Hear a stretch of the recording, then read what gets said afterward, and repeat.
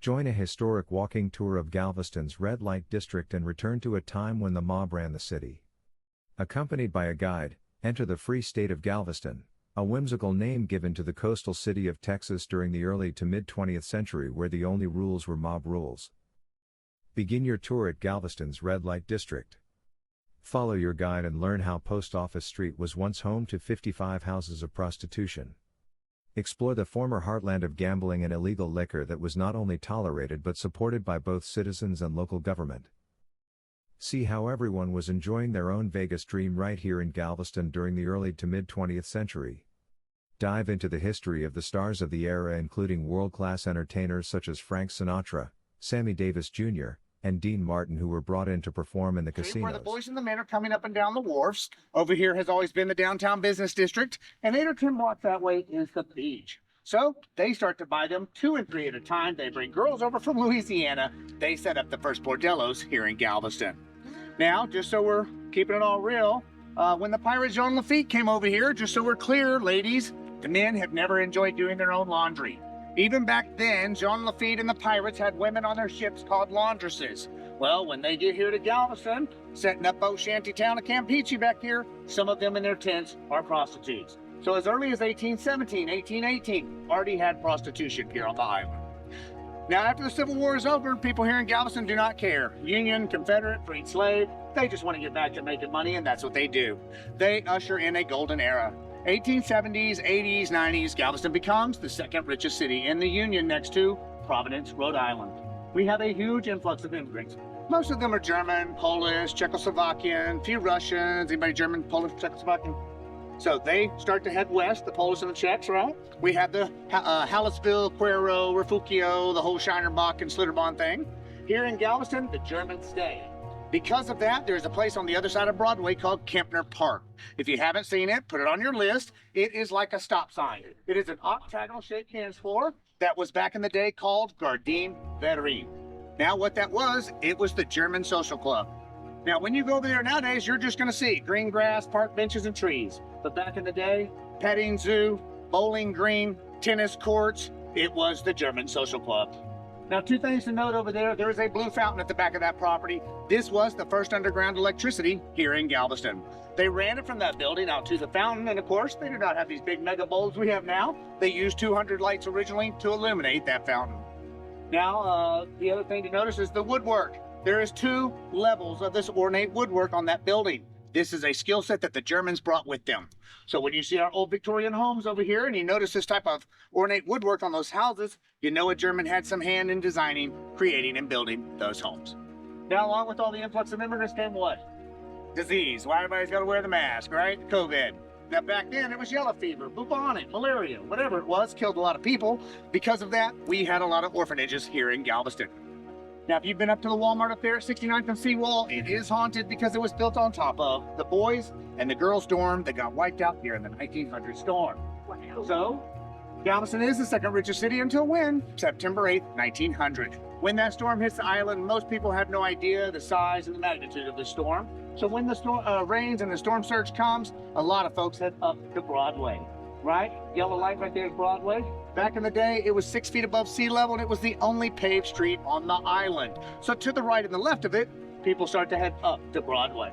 Unfortunately, because of that, 3,200 people perished up on Broadway. It is why we do the historic Galveston Ghost Tour on that side of the island. It's called the Boneyard, the Bone Alley. There's some weird stuff going on over there. Oh, wow. After the storm is over, there are but a few buildings even left here on the strand. Left here on the island. They are back here on the strand. If you go back there to where Stute Garden, the Pirates Place, Haunted Booty Mansion, that's called the Butterow Building. The Butterow and the Mincing Building were the only buildings left standing here on the island after that storm.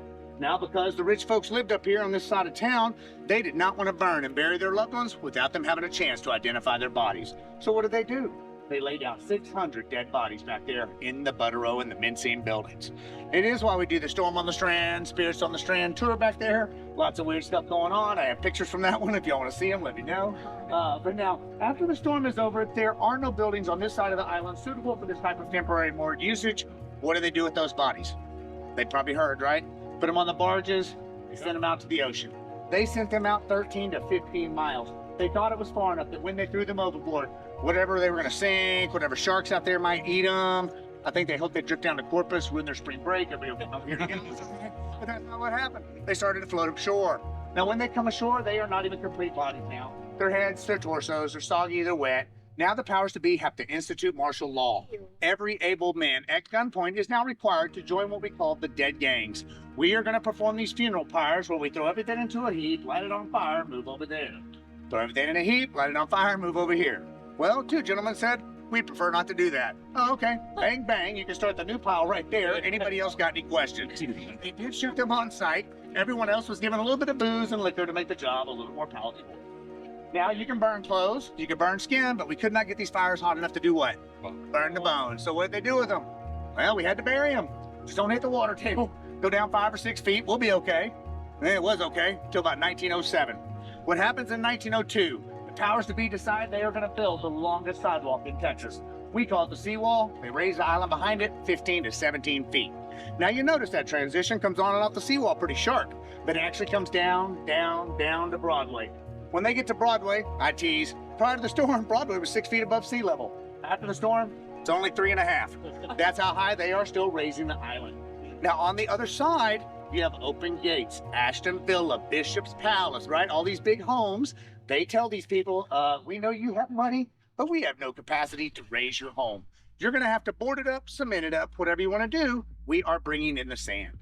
Well, when you go by those homes now and you sit at the light there and look over at open gates, you can see tables and chairs down in the ground. If you go past Ashton Villa, they have a fence out front about that tall. Looks like a chihuahua could jump over that. Not much security there, but it used to be a normal 6-foot security fence until they came and raised the island. Now over here in the old historic district, what you're going to see are these homes that have windows really close to the ground. A lot of them have a dumpy set of stairs that go up to the new first floor. These folks, unfortunately, just did not have the money to raise their homes when they raised the island. They lost all of that first floor. Now, after they get through raising the island for 5 years, right? We've got 5 dredge machines, the crews down there raising the island. What do? They go and plant 100,000 oak trees. These oak trees are to help solidify all this new soil that they have put on top of the island. Well, what happens when Hurricane Ike comes? Now we've got 7 to 10 feet of salt water over the whole backside of the island here, and as we know, salt water damages vegetation. When these families come back to their homes after that storm, some of them had to call the police. Hey, I've got bones out here underneath the oak tree in my front yard, right? These roots had gone down over the years, and when they got blown over in the storm, they are popping up these bones and things from all these funeral pyres we held all over the island. Oh, hi. Now, for a lot of these madams here that were working after the Civil War and through Prohibition, they actually get to retire back to New Orleans and Louisiana as millionaires. But for these ladies that are running these houses after that storm, they are barely getting by. They are lumbering along on the back of these 5 dredge machines and the crews that are here raising the island. Of course, you know, we lost the port, right? The Port of Houston was created, dredge right around us. Don't wait, come on up here, we'll unload you. So that goes up, we go down. But finally in 1920, the US government helps Galveston out. When they institute Prohibition, Galveston now comes back to life for a second resurgence on the back of the 3 vices: gambling, prostitution, and booze.